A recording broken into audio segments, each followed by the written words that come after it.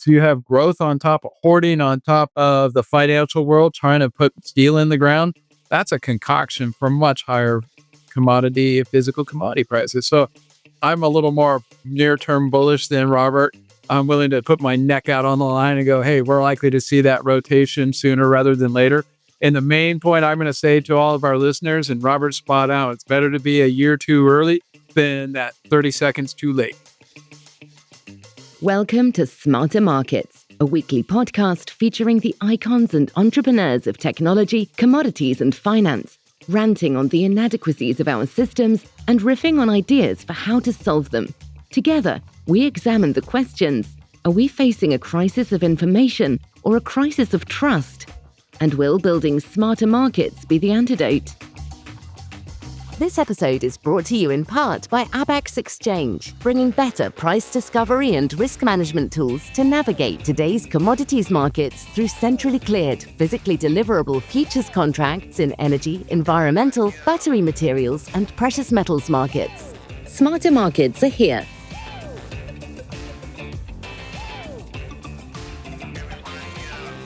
Welcome back to Setting Course 2026 on Smarter Markets.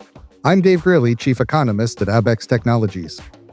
Before we get started, I'd like to thank you for listening to Smarter Markets.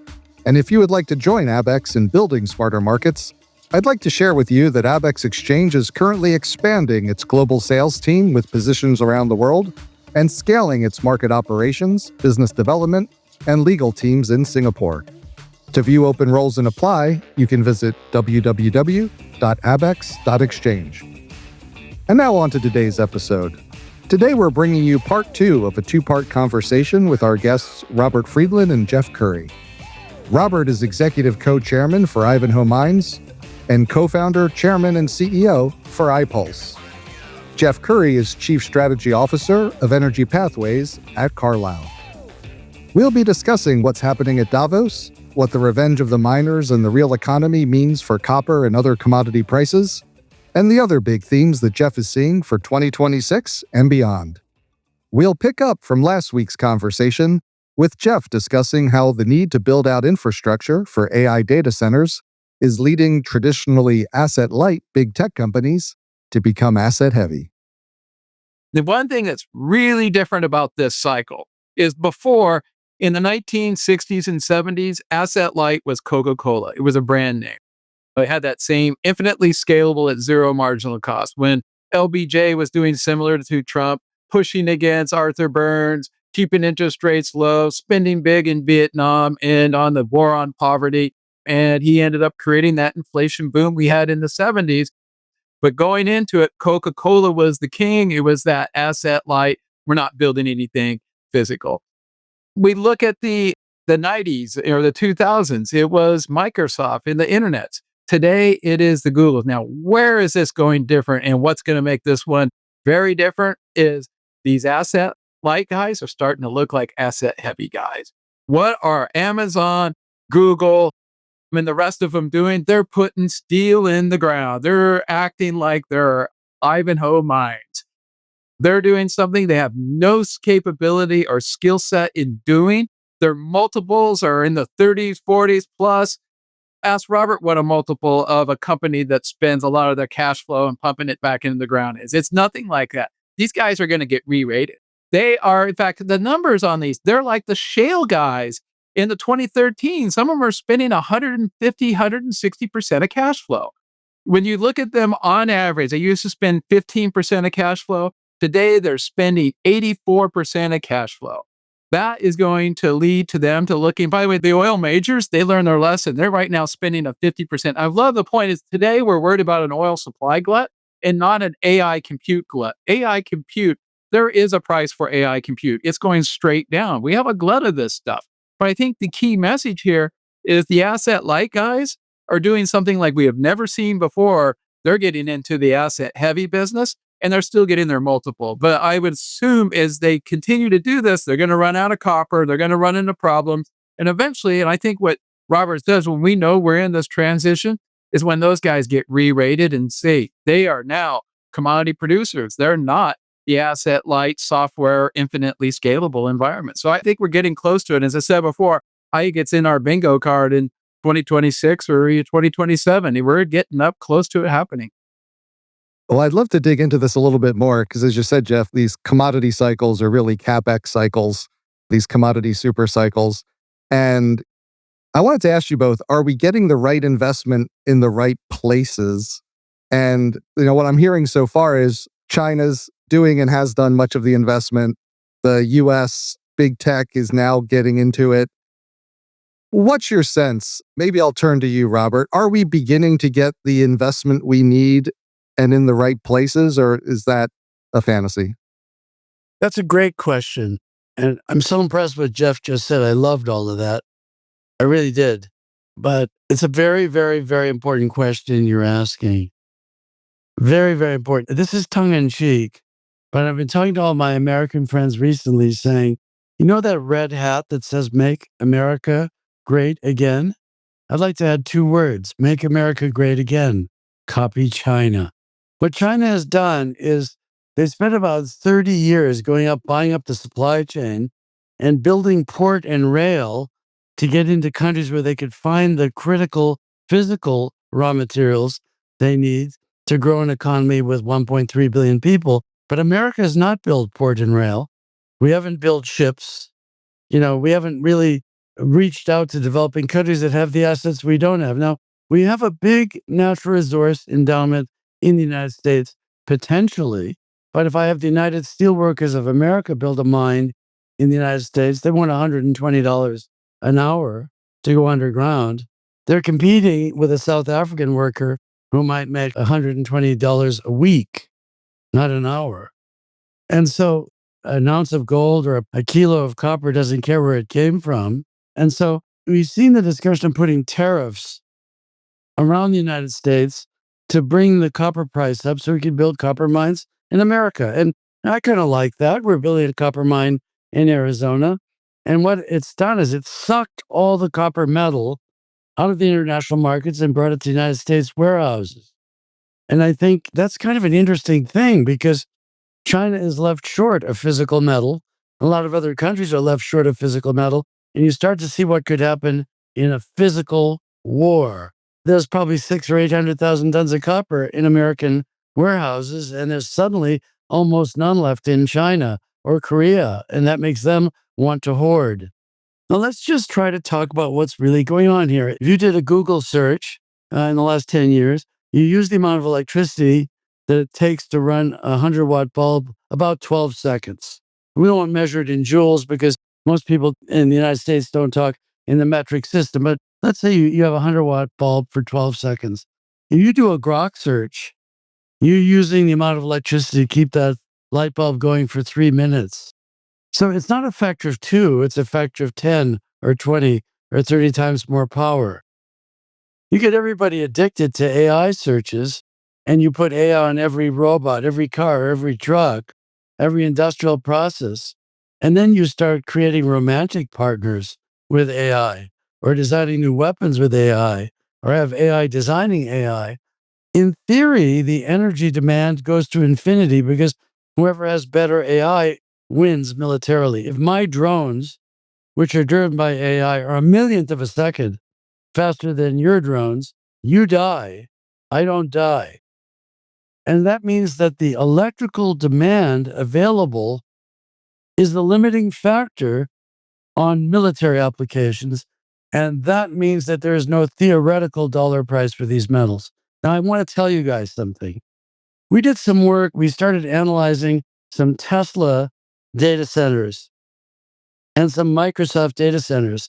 And a lot of people think you need copper to make a server, but you need about 30 metals to make a server. You need niobium and tantalum. You need platinum and palladium. You need over 15 different rare earth elements, which are not rare and not earths, but they're real metals like scandium. So when you look at each server rack, they need incredible amounts of metals you've never heard of. And when you scale this infinitely, whoever gets the raw material wins the game. And I think these multi-trillion-dollar companies are facing the rude awakening that Jeff was just talking about. They have to put up the capital or they won't be able to deliver the AI. I'd like to tell your audience that almost nobody understands electrical energy. You know that Ben Franklin had a kite and he saw the lightning hit the kite. But when you go to a room of people and you say, and you got 500 people there, you say, how many people know that electrons move down a copper wire? Most people put up there and say, yes, electrons move down a copper wire. That's the flow of electricity. But that's not true. The electrons don't move down a copper wire. A magnetic field moves down a copper wire. So our children don't even have the basics of the understanding of what is electrical energy. You've been guilty of going into a room and turning on a light bulb, haven't you? You turn on the lights. Do you know that somewhere a generator has to kick in and send that magnetic field to you? So when you're doing a Google search, or you're doing an AI search, or you're leaving your computer on at night, and you multiply this by 8 or 9 billion inhabitants, the amount of demand for these electromagnetic fields and moving them is beyond your wildest imagination. And the limiting factor is the king of metals, copper, but also a lot of other metals you don't even know about, and they're all priced in dollars. So we're still very early, to my mind, in where we're going here. Hoarding will in other words, do you think when you hear about these supply demand balances in copper that they're real? Do you really think CRU can measure the actual supply and demand of copper? When a government is hoarding copper for military application, the last thing in the world they're going to do is broadcast that. So we don't really know how much copper China or Korea or Taiwan or India or Germany is hoarding. And nobody can model it. It's absolutely idiotic to think that you can accurately forecast supply and demand. And that gets me back to net present value models. They're for idiots. If you have to have something in a war, you get into freakonomics immediately. If I'm going to kill you because I have a bullet and you don't, you're dead. So you get into freakonomics immediately. We are not yet in a kinetic conflict. We're in some kind of weird, it's not a Cold War and it's not a hot war, but it's into some kind of gradually escalating breakdown of the international order and the integrated supply chain with considerable worry about when will we finally learn to live with each other according to a mutually agreeable set of rules. If we don't have a mutually agreeable set of rules, then everybody better pack some ammunition in their basement and head for the hills in Idaho with some dried food in the basement. Now, it's hard to do. You guys have painted a compelling / bleak view of what we're going to have to deal with given all these demand forces. And I wanted to ask you, Jeff, like, how do we get the investment we need to scale so that the price doesn't have to go as high as the Himalayas? Is it price alone that will get this investment happening, or is it price plus other things, or do we just not have the time to make that investment? There's only one thing, it's price, and it takes time because you got to get the apparatus in place to absorb the capital. And I think I'm going to go back to the point that Robert made, which is the copy China. China has created the apparatus to get the capital in place because they've been focused on the entire supply chain. I want to go back to the AI race. I think Robert hinted at this, is that the AI race is a electricity race. It's the only bottleneck in the system. And I think one of the biggest problems the West ever did was got convinced that EVs, solar panels, and all of the green stuff was green, and they called it green. China's 5-year plan on this goes back to 2000, long before there was any worries of carbon emissions. They never focused on solar, wind, and nuclear power and created the world's cutting edge technologies in these, including batteries, because they were worried about the environment. They did it for energy security. And I would argue, you want to dominate this, you better have a low cost power source. And if China gets to the point where they have an entire power grid that has nukes, solar, wind, and huge batteries that can absorb it, their marginal cost of production goes to zero. While the West is still burning coal, gas, and oil for their energy, they have all the EVs. They can produce 50 million EVs per year if they need to. they can go to that zero marginal cost world relatively quickly. We wrote a piece called The New Jewel Order where we argued that security over, if we actually used Maslow's hierarchy of needs, fear over greed, greed over compassion. The West put compassion above fear and greed, and it got into trouble. I like to point out France has the lowest carbon footprint in the world. How did it get there? It didn't get there because it wanted to save the planet. It got there because it wanted energy security. Charles de Gaulle didn't like what the Americans were doing to him, so he built all those nuclear power reactors or generators that created zero carbon emissions. My point being is in energy, it's security over affordability, affordability over the environment. The environment will be okay if you focus on the security, number one. And I think we're moving back to a world where we're focusing on security. The problem is that we weren't focused on security before. We were focused on compassion when interest rates were zero because money was free. We weren't worried about anything. And the way I would describe, you asked me, do we have the ability to invest or what invest? I like the term malinvestment. Dave, when you and I wrote those papers back in the 2000s, we called it underinvestment. Yeah, the whole system was underinvestment. Now we have malinvestment, investment in all the wrong places. That's actually even worse than having underinvestment because you don't have to go back and fix all the other problems that you put in place before. And malinvestment's a direct result from 0% interest rates. That's ZERP policy. The implications are we're going to be paying for this for decades. So to answer your question, let's take the AI boom and internet. All of that is an extension of the military industrial complex, DARPA. This took decades to get in place to where you could throw that kind of money into this space. You don't throw trillions of dollars at anything overnight. Like if you try to throw $1 trillion at the metals markets right now, it would be incredibly disruptive. In fact, I know Robert has this picture that he shows is the size of metals versus the size of oil and size of other assets. You start looking at it, and that's why these foothills turn into Himalayas, is because that capital is so big, so large. Think about the size of NVIDIA in the Mag 7. You pull the money out of those and you put them into the real assets, you can't deploy it. You just simply can't deploy it. And then you get an explosion in prices and asset values and everything like that and also it's a zero-sum game. You pull the money out of that, you're going to want to place it somewhere else. Yes, there's a little bit of destruction in that rotation. It's not like the money disappears. As you collapse and you have a collapse in something like the AI story, it'll be moved over into real assets, hard assets in the old economy, asset heavy industry. So to answer your question, we'll get there. Where do I throw out the $35,000 copper? That would be if copper went up the exact same amount that oil did in the 2000 super cycle. It was a 7-bagger. At the beginning of this cycle, I would say that copper was a $5,000 commodity.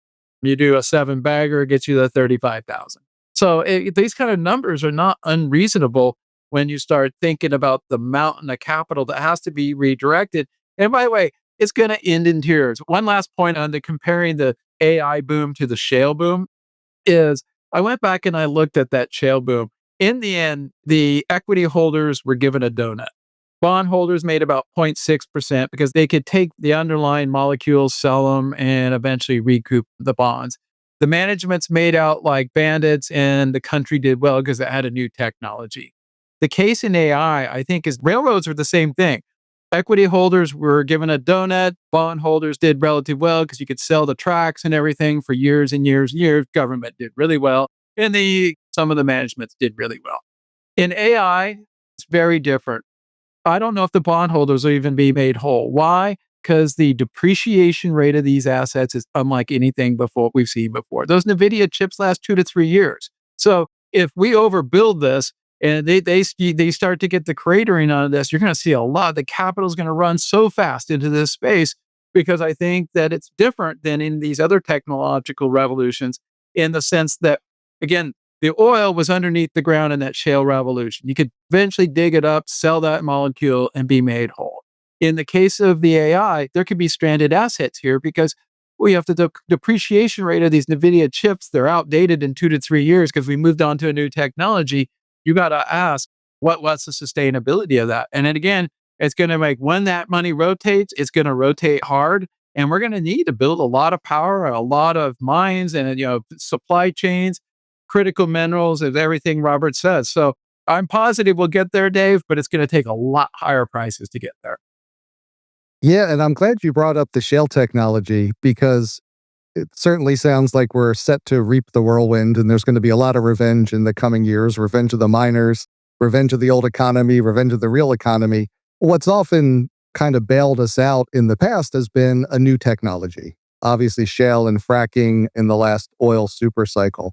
And I'm curious, are there new technologies out there for getting commodities to the place where people can use them that you're excited about? Maybe I'll ask you first, Jeff, and then turn to Robert. I like to hear Robert's view of this, but when I talk to people out there, they say graphene is the shale of the copper world. I mean, it has to be something like that because and the thing about shale that's very different, why the upside in copper, if oil went to the equivalent of $35,000 a ton copper, I think copper could go to 50,000 or something ridiculously higher to achieve this, is because shale, you knew it worked. Exxon told us, Dave, back in '05, said that, yeah, that technology is out there, but you need to go to 125 to make it work, which was at 20 to 125 was you had to go up 6x to get to that point where it really began to kick in. Graphene and these technologies, nobody's ever really done them. They're test tubes, they're thought processes, which is why the substitutability for copper is just not there. It's as strategically important as oil this time around. And the equivalent of shale is so far remote, test tubes, unknown, means the upside here to get a shale type response here, I think is going to be difficult. And the other thing about, with Venezuela is that oil sands or emulsion in Venezuela, those technologies have been around for nearly a century, or gas to liquids. These things had been tested before. There's nothing like that in the supply chain for copper, which means the upside here to achieve a shale type of response, I think, is far greater. But Robert, you can tell me if I'm completely barking up the wrong tree with the graphene, but that's the one that I've heard. There is no comparison between copper and graphene. Graphene is brittle. It can't be formed into wires, and it doesn't transmit heat like copper does. Copper is ductile. It bends. It conducts electrical energy better than anything other than silver, which is too expensive for the purpose, and gold.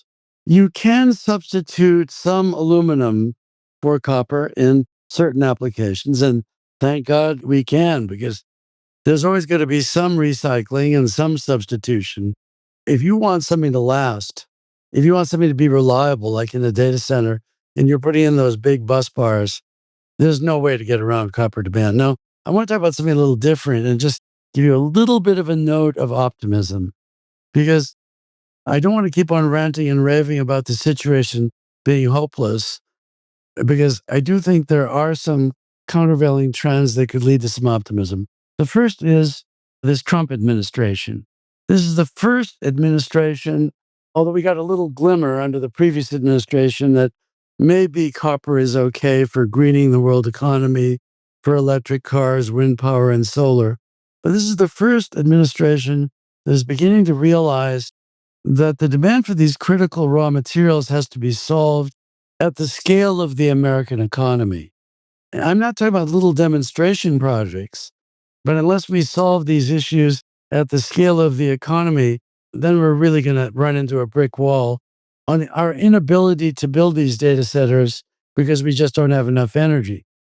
Sam Altman said it, the ultimate critical shortage, it comes down to the cost of energy. And all energy is good. Solar is good, wind is good, LNG is good, shale is good. You need all forms of energy simultaneously.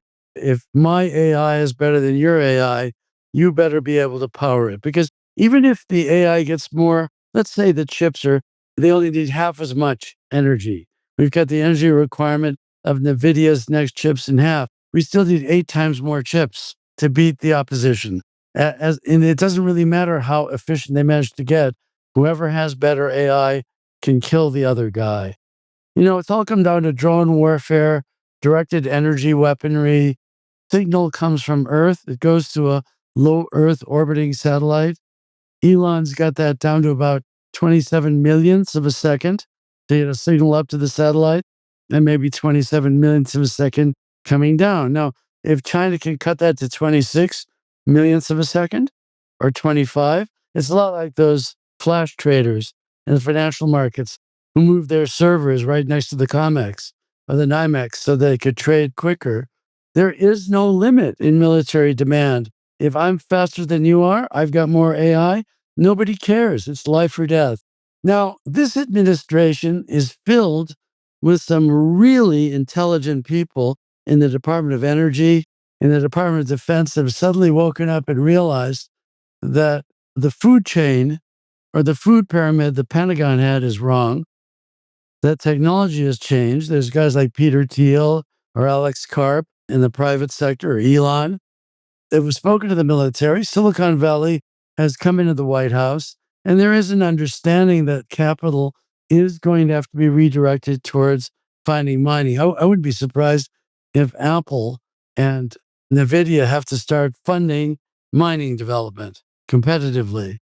And so there at least is a change in mentality that people realize that a ham sandwich does not come from a refrigerator. It comes from all those pigs being slaughtered. Mining is a difficult, painful, capital intensive business, not for intelligent people. The locals demand a piece of it. Metals prices go up. Governments want to get paid more. People see a big fat cow to attack when gold goes to 10,000 an ounce. Government's going to want to share in that bonanza. Why are you mining our grandfather's gold? This is our land. Mining is very, very tough. It's like being in the military. It's a logistical question. And we need millions of things to work in a mine. You know, if you build an Airbus A380 and you put it on the ramp, if one or two parts in that airplane are defective, the plane doesn't fly. It's grounded. And that's exactly the same in a mine. We have programmable logic controls. We have computers. We have all kinds of complex components that have to be delivered to remote mine sites. Could be anywhere, way up at 15,000 feet in the Andes, or in the Gobi Desert, or in the Congo. We have to go to where the metal is. And I got to tell you, it's really, really, really, really hard to engineer, design, and build a mine. I mean, just at our project in the Congo, we have about 30,000 people every day waking up and eating breakfast, and then 30,000 people eating lunch, and 30,000 people, eating dinner. And I said, well, how many people do we have in the kitchen cooking all this food? I thought it was a couple hundred, but we have about 1,850 people working in the kitchen, cooking that food. So it becomes a lot like an army on the move. Now you multiply that by the requirement for the metal. We have mined 700 million metric tons of copper as a species in the last 10,000 years, and most of it is still with us. Do you want it back? About 350 million of those tons is just the United States. Every building in the United States. If you just tear down every building in the United States, everything, you could recover about 300 million, 350 million tons of copper. You get about another 100 million in Great Britain, maybe another 150 million in Europe, another 100, 150 million in Japan. In other words, if we go back to the Stone Ages, we could probably recover that copper that we've mined the last 10,000 years. Now, we're using about 24 million tons a year, absent electrification, with no AI, no incremental AI, no solar, no wind, no electric cars. If you want to maintain 3% GDP growth, we have to mine 700 million tons of copper in the next 18 years. Now, you want to add all this AI and all this electrification and greening, I don't even know what the number is. So when I talk to my compatriots in the mining company, I'm seeing Mike Henry later this week. He runs BHP, and we're looking at each other. We just don't understand where people think this copper is going to come from. What is the equilibrium price? Even if copper went to $50,000 a ton tomorrow, you won't see an incremental speeding up of material copper supply.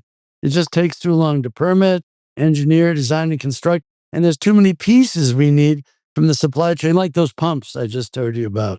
When we built the Oyu Tolgoi copper mine in Mongolia, we have these 38-foot diameter semi-autogenous grinding mills. Those are the largest electric motors in the world, except for the ones that go in our shafts. You can picture a motor that's 38 feet across. There's about 100 tons of copper in the rotor in each of those motors. We called up Siemens and ABB, and they were quoting 4 years delivery to get one of those motors. If you want to generate electricity today and you want to put up a Siemens or a General Electric gas turbine to burn natural gas to make electricity for a data center, they're quoting 3 or 4 years to get a turbine. So now the turbine manufacturers need metal, and the manufacturers of those motors need metal. When we go to the German manufacturers today and we ask them to quote for these pieces of equipment, they're just saying, we have an aspirational date of 4, 5, 6, 7 years, but we no longer guarantee that we can deliver these motors or pumps because the whole supply chain is breaking down. There's too many parts that are made in Japan or Korea or Holland, or maybe they came out of China. And as we break down this integrated world economy, it's getting harder and harder and harder and harder and harder to build these mines that we need to run the machine, which is why I think Jeff is correct. The vulnerability of these major data center providers, the amounts of capital they have to put up, the risks they're taking for an uncertain return in AI, we're going to end up somewhere between a bubble bursting, much higher commodity prices, and infinite military demand. And when you solve for those variables, the only thing I know about the copper price, for example, or the critical raw materials price is it's higher. It's higher in real terms measured against something. Now, what is the money? Is oil the money? Is copper the money? Copper's been money for 5,000 years. Are cowrie shells the money? Or big stone wheels? Is that the money? Or Bitcoin? I would classify Bitcoin as being sort of a collectible. It's a collectible like baseball cards. They're little bits of electromagnetic energy that don't really exist. You can't see them. If an EMP weapon comes over New York and you live in New York City and they wipe out with a big electromagnetic field, the internet, you can't eat your Bitcoins. We have to really start thinking about what is money here? And what is real? What is tangible? What makes you sleep well at night? And look at the markets. We're talking right now with gold at an all-time nominal high. And most of the metals are green. This pack of motorcyclists are kind of just moving down it's like Easy Rider. They're going down the highway together. We can express this problem from different angles, but Jeff's been on Wall Street, and I've been out beating my head against the real world, trying to discover, engineer, and design mines. And there is some tenuous link between Wall Street and the real world. I met one of the smartest guys on Wall Street, Stan Druckenmiller. And, I sat down, we're about the same age. We discussed the fact we both went to Bowdoin College, where the new mayor of New York also went to, Mr. Mamdani. And he said, it's very simple. Stan said, I think the copper price is going up. And he had 5 reasons why. Well, copper was about $4 the day we met. Now it's $6. And he was right. You can figure this out on Wall Street. And we're not yet at the stage of real panic. I think we've moved high enough to satisfy everybody for the moment. And I still think we got 3, 4, 5 years to go before you get a real panic. Now, if there's a war involving Iran tomorrow, and that has an effect on conflict in, say, Ukraine, if this spreads simultaneously across, there was a conflict between Pakistan and India that could have gone nuclear. If humanity makes a mistake, heaven forbid, then maybe this whole conversation is irrelevant. I think we need to learn to live with each other. We have to be very careful with this absolute balkanization of a beautifully integrated supply chain that took decades to put together, but it seems like we're determined to unwind it. And I just want you to remember that if you want to unwind it at the scale of the U.S. economy, then we do need tariffs around the United States. We have to import trillions of dollars to build new mines in the United States if you don't want to be dependent on mines in, say, Mongolia or Congo. And that Mongolian copper, that can't come to the U.S. economy without crossing Russia or China. It just can't. And those two guys are in the same team now, Russia and China. So when you really start boiling down the scale of our supply chain issues, it's extremely daunting. This administration understands it. I think there's a determination to do something about it. And maybe with Yankee ingenuity, you know, where we get everybody together, kind of in the spirit of the Manhattan Project, where we really get everybody listening to this podcast and we throw the full weight of our Yankee ingenuity, maybe, just maybe, just maybe, over a period of maybe 10 or 20 years, we could pull this together, but it won't be over a 2 or 3 year horizon. That's impossible. And I want to bring it back to a couple events you mentioned earlier and ask you both if this connects through to the early stages of panic. Jeff, you had mentioned that a number of the oil tankers seized by the U.S. off Venezuela were part of the so-called dark fleet. Robert, you mentioned the connection between rare earth minerals and what's happening in Greenland. And I was wondering, do you see a real commodity story under those headlines? Is this like some early moves on the chessboard as countries wake up, or maybe the US starts to feel some of that panic about security of supply or what's happening in the commodity world? Or is that just a story?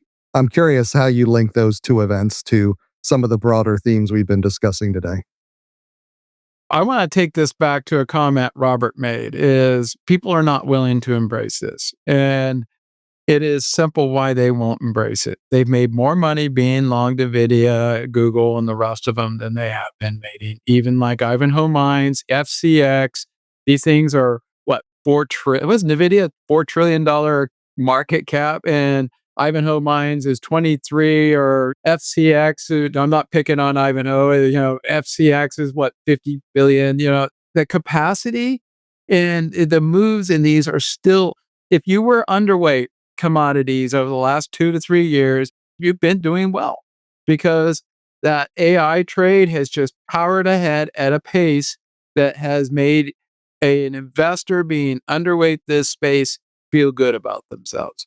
The minute that space turns south, just like it did in 2001 and 2002, people are going to go, wow, Ivanhoe is where I need to be. And it's a $23 billion market cap company. What do you think is going to happen to it when just a tiny bit of that 4 trillion goes, oh, wow, this is the next best trade? It'll be absolutely explosive. And then they're going to be all underweight. Let's just use energy. Energy's market cap on the S&P is like 2.5%. The revenue is something around 7 or 8. Do the math on that one. They're so underweight this space.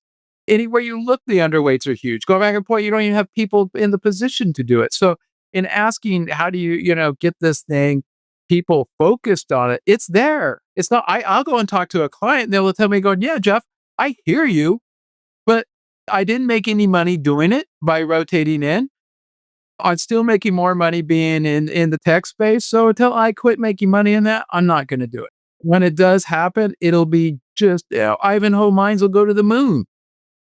Thank you for that fine comment. But, it's obvious that you have to be 2 years early and not 1 day late on any rotation, because if the rotations happen, you're just not going to catch it. But I think the valuation, the S&P 500 of the entire mining industry is down around 1% of the valuation of the entire mining industry. That's the lowest it's ever been in human history.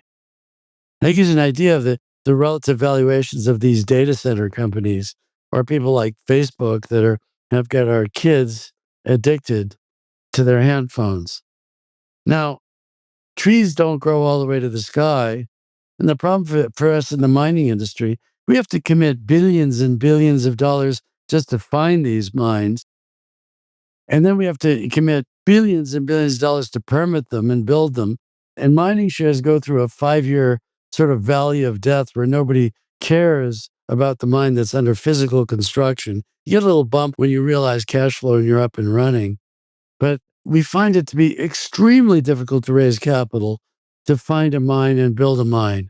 Extremely difficult. Now, what has happened is a lot of the sovereign wealth funds in the Middle East have gotten nervous that the copper price and the gold price have risen so much against crude oil We're being shown a lot of capital from the sovereign wealth funds in the Middle East and the Norwegians and others. We're also, I think, in the very, very early stages of a raw materials bull market.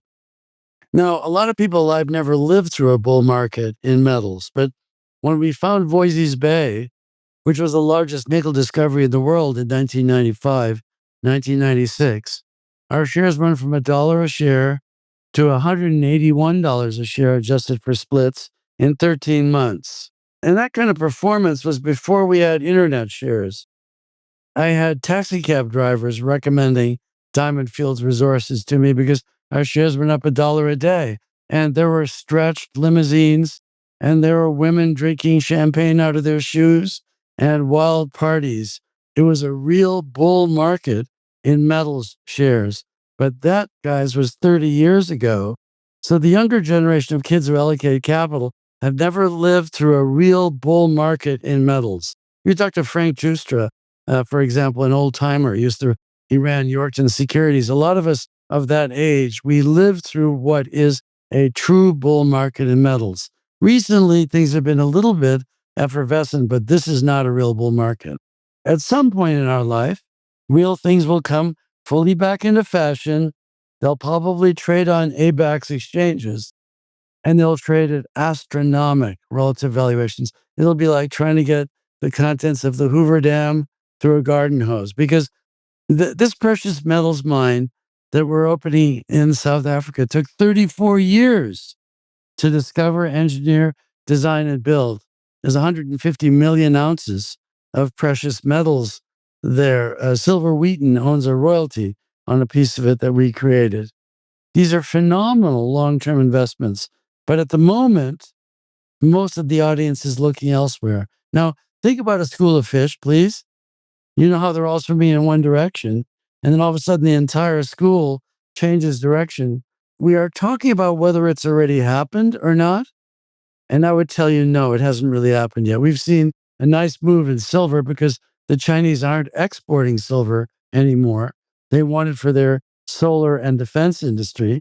So when you see one commodity no longer exported from China, boom, $40 an ounce to $100 an ounce overnight. But that's not really what I'm talking about. When you find that you need these things on the basis of national security concerns, I think we're going to see something coming in 4 or 5 years that will be a Vujayjay phenomenon. It's happened maybe every 50 or 100 years. I don't think we're going to go ever fight another war over crude oil. I don't think so. I think there's oceans of crude oil in Venezuela that could be developed.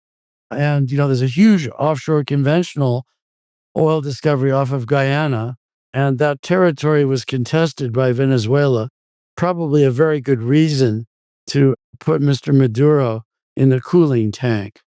Apart from the ridiculous destruction of human wealth and suffering the Venezuelan regime inflicted on the Venezuelan people. We used to work in Venezuela, but we're finding lots of crude oil all over the world. And Saudi Arabia can produce 13 million barrels on a sustained basis. I think Saddam Hussein was probably the last guy that got invaded because he had crude oil. I think it's going to be different. You saw the President of the United States say to Ukraine, well, we'll help you if you help us with critical raw materials. Or maybe Greenland is an unsinkable aircraft carrier. But I think everything's going to be looked at under a new lens. I think this conversation will age quite well. I'm happy that I'm taking the position that it hasn't happened yet. Because if it doesn't fully happen, I bought myself 3 or 4 years. But I want you to know that in mining time frame, 3, 4, 5 years is nothing. Literally nothing. Like we're building a copper mine in Arizona. None of that copper will ever leave the state. That's Ivanhoe Electric. There's 1,400 defense contractors in Arizona alone, and we're going to produce cathode copper in Arizona. Our shares are trading today at an all-time high. But they desperately need that 99.99% copper in the state of Arizona for our defense contractors.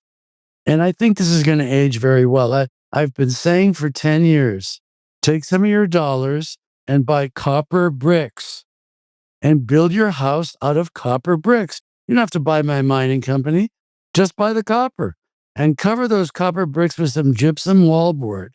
You remember Syriana when there was all those dead bodies inside the walls near the Mexican border? I don't know if you saw that movie. No, it was, what was that movie called? With this down on the Mexican border. Anyhow, you just build your house out of copper bricks, cover it with gypsum wallboard. Somewhere between 5 and 10 years from now, you'll be able to tear your house down and you'll buy a whole fleet of electric and hydrocarbon driven Lamborghinis and Maseratis and Porsches with your profit in real terms.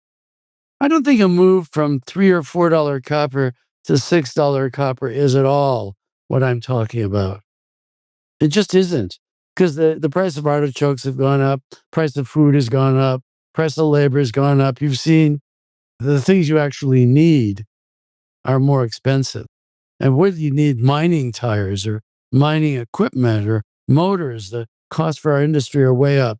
When we really get that move, it'll be psychedelic. It'll be shocking. And you have to be a few years early. You can't be a few days late. I want to repeat that 1,000 times. You have to be a few years early, not 1 hour late. By the way, because when it happens, it's like a stair step. It just rockets over a few days. Like you go back and you look at the repricing between $3,000 a ton and $8,000 a ton in '06. It literally transpired over the course of a month. You didn't have time. And again, it's how a bridge fails very, very slowly and then all at once. When people wake up and you absolutely have to have something physical, you're going to have to pay something physical to trade for that physical thing you want. So maybe you'll have to trade your gold to buy copper, or you'll trade copper to buy gold or silver or some other metals. But we really need to talk about metals like scandium or rhenium or niobium or tantalum. You absolutely have to have for national security requirements. And these are metals that are more thinly traded, less transparent, and these metals can go up 10x, 20x, 50x in price. And this is really going to open at a theater near you because we're in touch with the demands of the United States military. And we know that these metals are very hard to find and they absolutely have to be had. So it's some of these more interesting metals that we should talk about at some point in the near future because everybody knows about gold and copper. Everybody. Everybody knows about silver. Well, definitely want to have you back. First, I want to thank you both for a great conversation. I agree with you, Robert. I think this is going to age well. And before I let you both go, I just wanted to take one last question, which is, Robert, you brought up the idea of what's the audience focused on? And I wanted to ask each of you, what should our audience be focused on for 2026? I know we've covered much of it, but just wanted to take a moment at the end. Are there any big themes that we haven't discussed yet that people should be paying attention to as we move into 2026? And next time you come back, we'll talk about all those other important metals. Any big themes left on your plate, Jeff?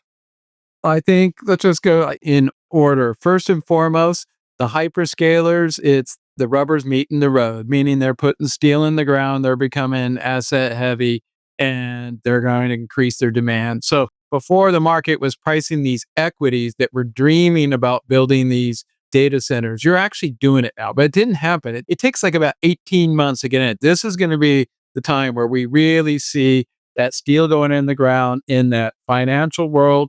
Welcome to the physical world, and we probably potentially see a repricing. The other big theme I think that's going to be apparent here is the hoarding theme.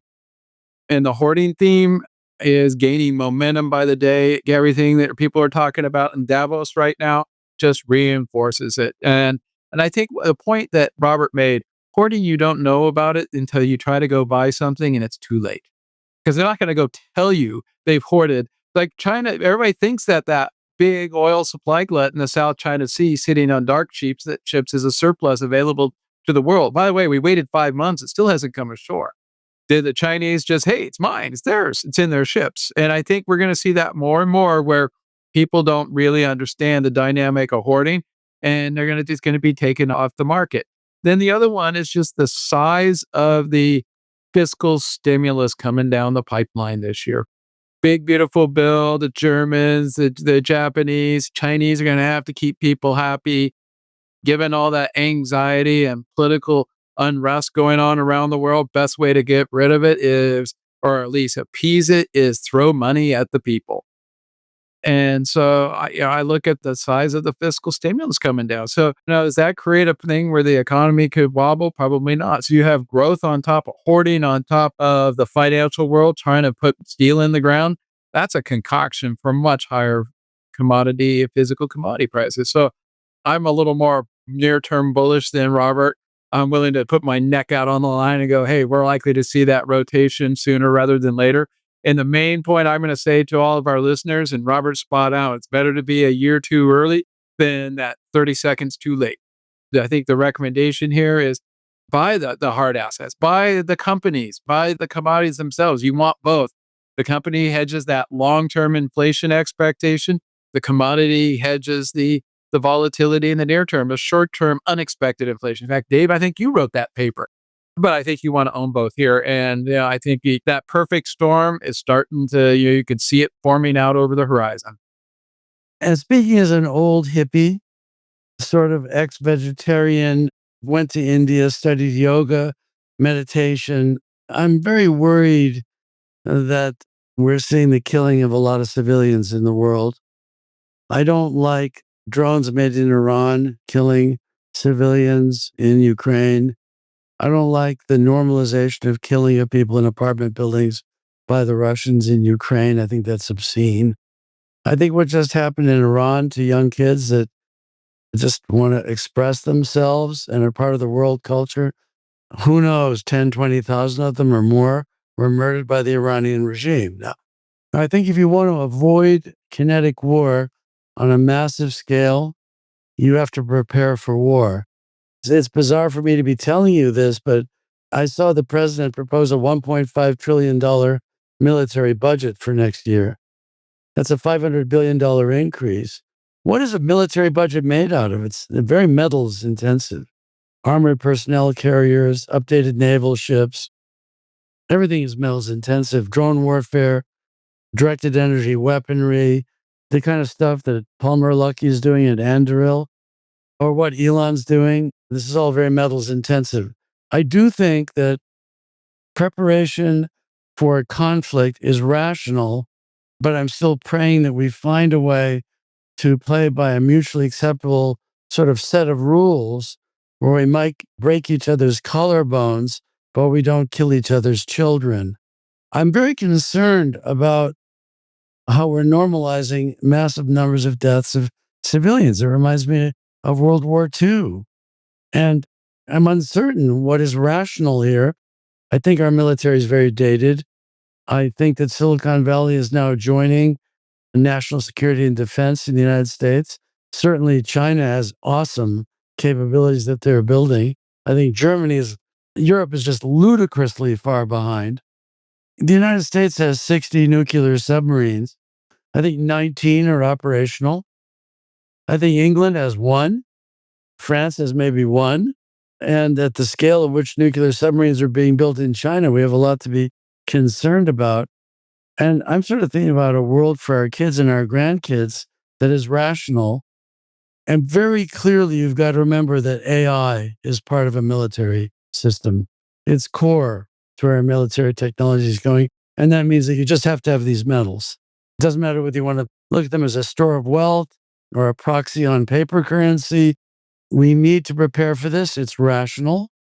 And it seems to me that we have no choice but to modernize and increase our preparation. If you want peace, I think it's actually rational to prepare for the possibility of war. I'm sorry to have to say that, and I'm hoping humanity finds a way out of this. But when you balkanize the world economy the way we are, it creates a lot of uncertainty. And things are a little freaky here in Davos. Let's pray for the best. Let's pray for peace by being very well prepared and sober in what we have to do to protect our kids and our own homeland. Thanks again to Robert Friedland, Executive Co-Chairman for Ivanhoe Mines and Co-Founder, Chairman, and CEO for iPulse. And Jeff Currie, Chief Strategy Officer of Energy Pathways at Carlyle.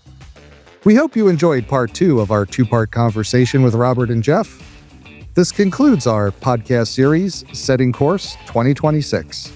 We'll be back next week with our new podcast series, Weathering Decarbonization.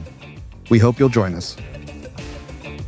This episode is brought to you in part by Abax Exchange, bringing better price discovery and risk management tools to navigate today's commodities markets through centrally cleared, physically deliverable futures contracts in energy, environmental, battery materials, and precious metals markets. Smarter Markets are here. Contact sales at abax.exchange to get started. That concludes this week's episode of Smarter Markets by Abax. For episode transcripts and additional episode information, including research, editorial, and video content, please visit smartermarkets.media. Please help more people discover the podcast by leaving a review on Apple Podcast, Spotify, YouTube, or your favorite podcast platform. Smarter Markets is presented for informational and entertainment purposes only.